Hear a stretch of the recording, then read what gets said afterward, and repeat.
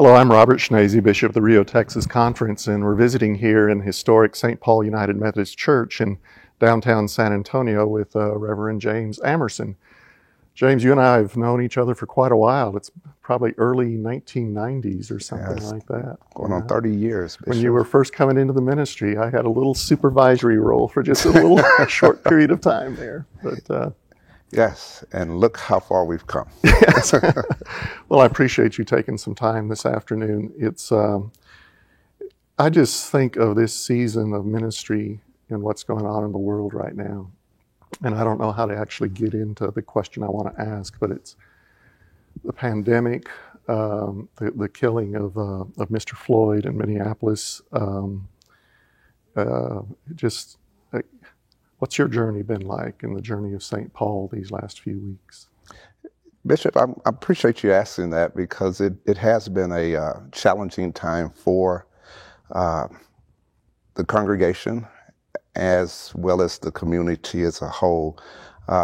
St. Paul has the distinction of being the oldest Black congregation organized in San Antonio. And because of that, it's a pressure that we should make a stand and take the initiative in a number of things. With the pandemic, one of the headline news that happened across the nation was the African American disparity in health. And I decided in this time of quarantine, I would make a call to several of our members, one being a physician, social worker, and an outreach coordinator, to see how we would want to address that issue. We got a conversation with the city of San Antonio and the equity division, as well as the health department, and we got off of that merry-go-round. It was all about data and how many kits were available to take the test, and so it really was one of those that was going to be challenging for us in this time of quarantine. But we wanted to address that issue as it came forward. Next would be Mr. Floyd's murder. And that one just really made me numb. And because I was numb, I really knew that I wanted not to react, but wanted to be proactive.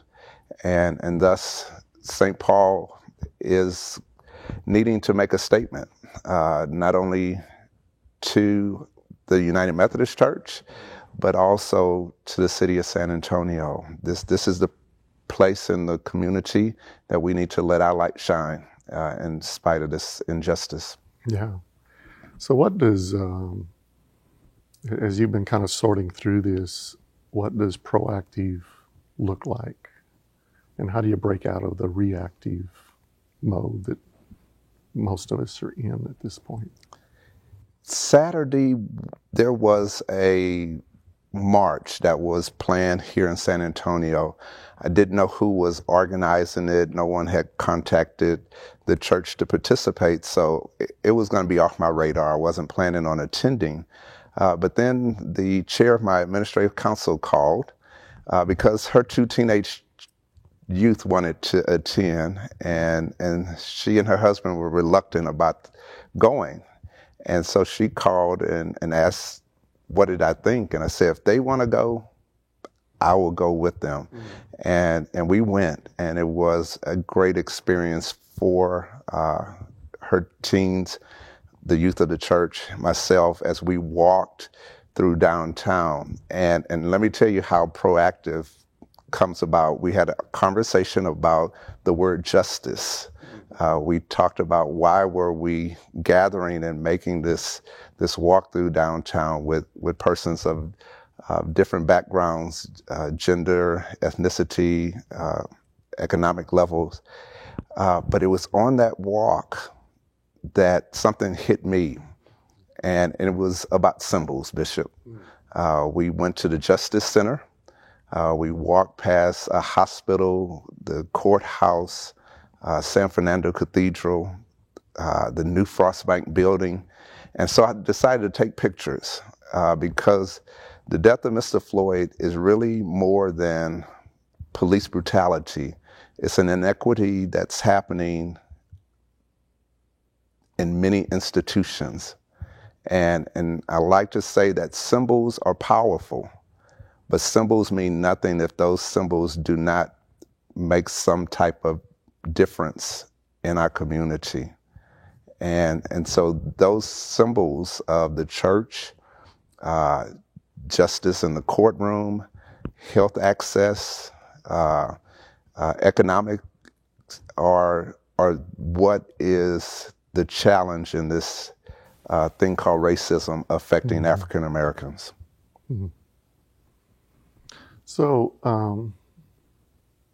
what do you find helpful in this time, and what is not helpful? And maybe that's the question that comes first. What kind of responses are just not helpful? Let me tell you what's not helpful. Okay. We do not need another racial reconciliation service. That's done. What we like to say, kumbaya moment, is not what is taking place in our nation right now. I believe a Band-Aid has been taken off.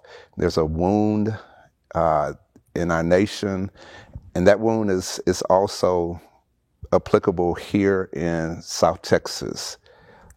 So the things that need to take place is about access, equality, and human dignity. And those same institutions that have symbols are the places that we need to challenge. And I'm so proud to have this conversation with you, because even Rio, Texas has its challenges in access, equity, and human dignity, that this is a great season for this conversation to happen, and for every individual of this annual conference to be proactive. Yeah. So what kinds of things, when you're talking about the Rio, Texas conference, what would a more proactive approach look like for you? I have been a part of several cross-cultural, cross-racial appointments, and I must celebrate those two congregations who welcomed me, and we did ministry well and effective together. The funny thing about it, one is a rural congregation, and I used to remind them, you are doing things in this rural setting that some of our urban and larger churches have not risked or taken the faith to do.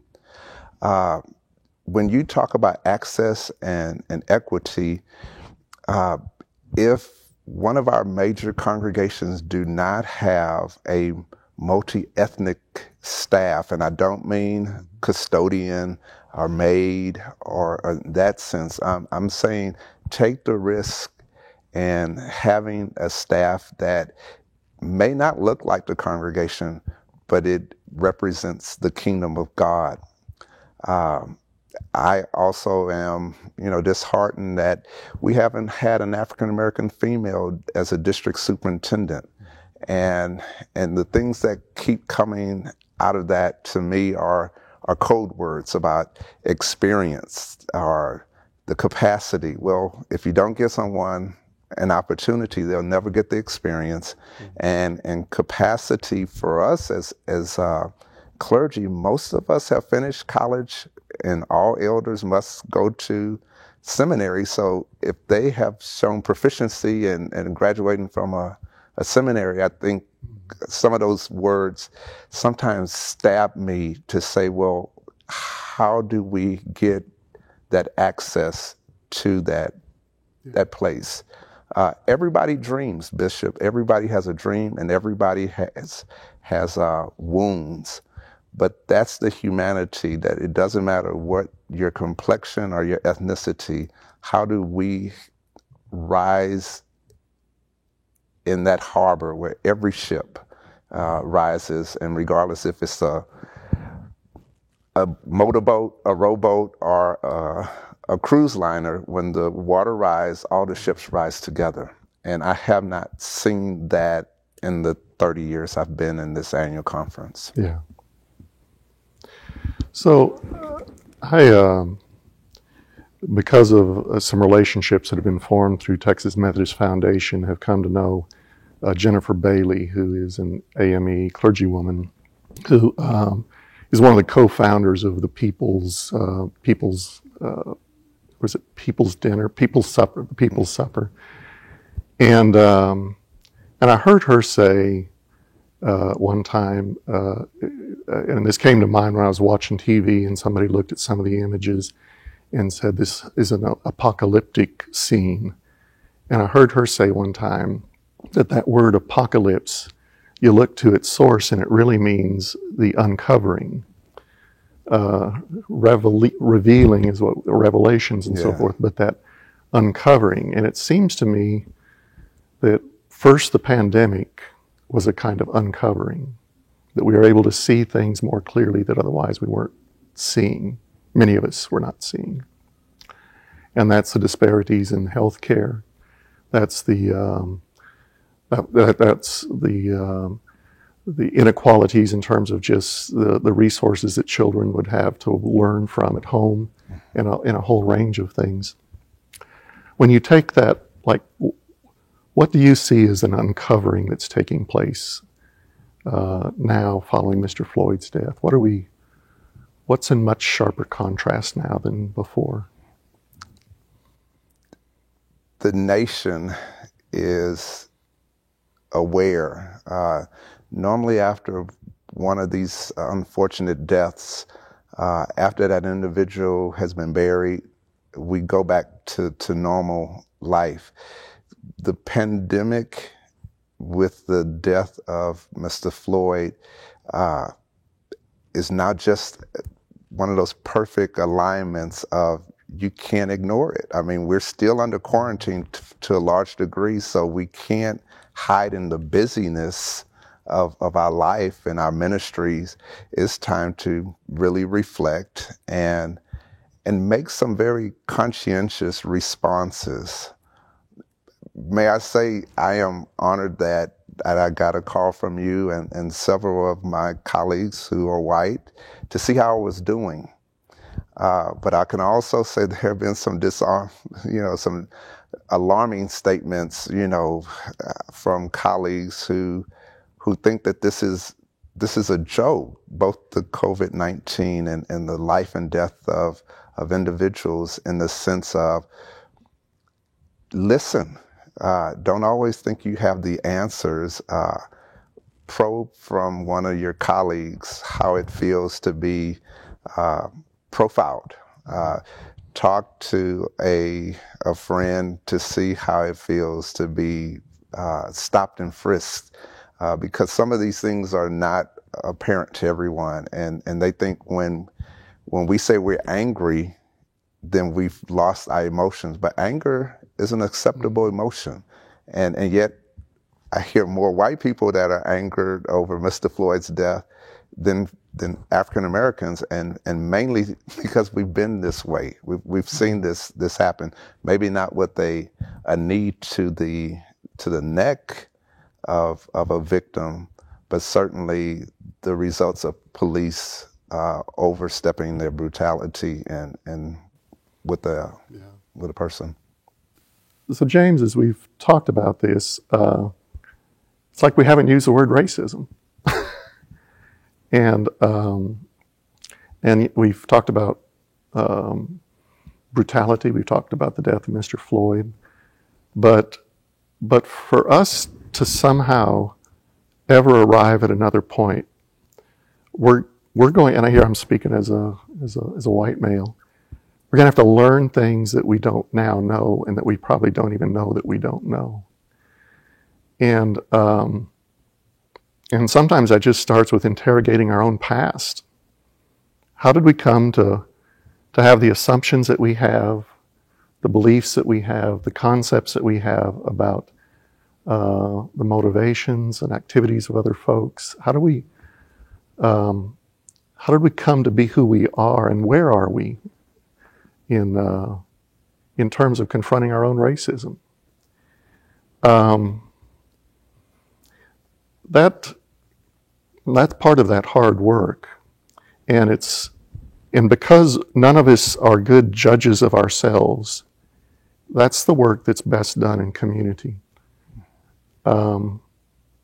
Because what I need to learn isn't going to happen just entirely on my own.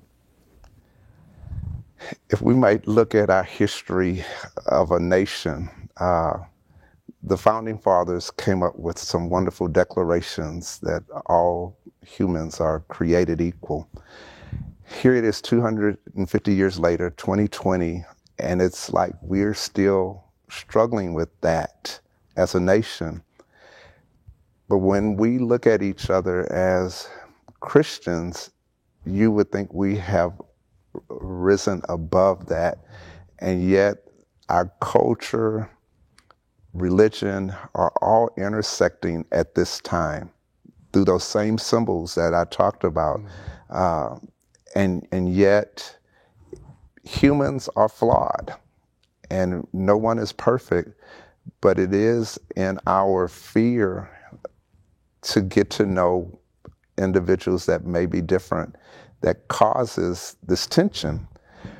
One must understand racism is about power over someone else, and that power comes in, again, the access, economics, the education. I believe the church knows how to make disciples, but we have not yet learned how to bridge the church into those other areas of our community life. And yes, it must happen in community, but when we're afraid to say that was offensive, and I can say it has taken this many years to find my voice within this annual conference that I am a native son of, because individuals have told me you need to go someplace else, or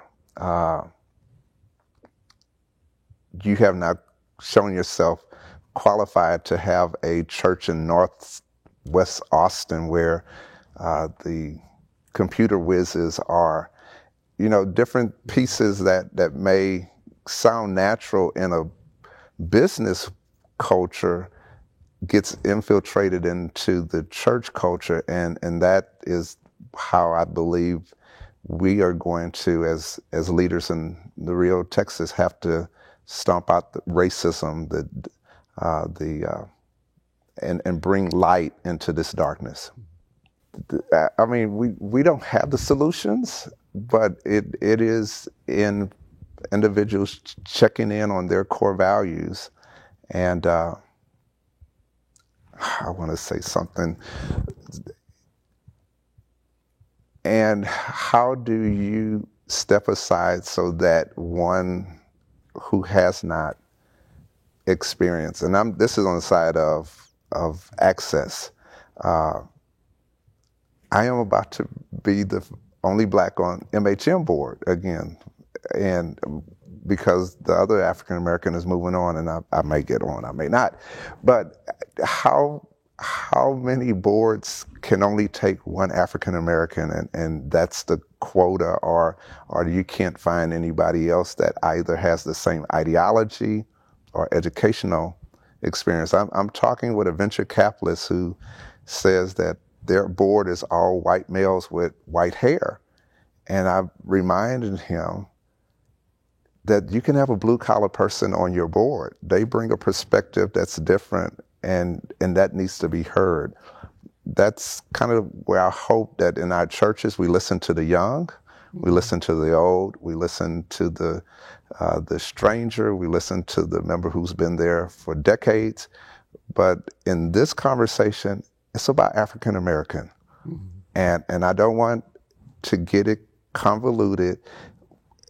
All people matter, but in the life and death of Mr. Floyd, this has exposed a racism of black males in this country, and the mothers of those black men are horrified that they can't raise their sons to be successful in a country where every person's supposed to be successful.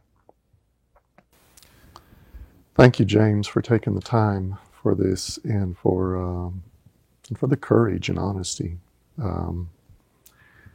My hope and prayer is that this is the beginning of many new conversations, some of which we've avoided or ignored, and I'm just pledging myself to be much more active in those conversations as well. And I so appreciate our friendship. I appreciate your ministry and the work of St. Paul United Methodist Church. God bless you, my friend. Thank you, Bishop Snazen.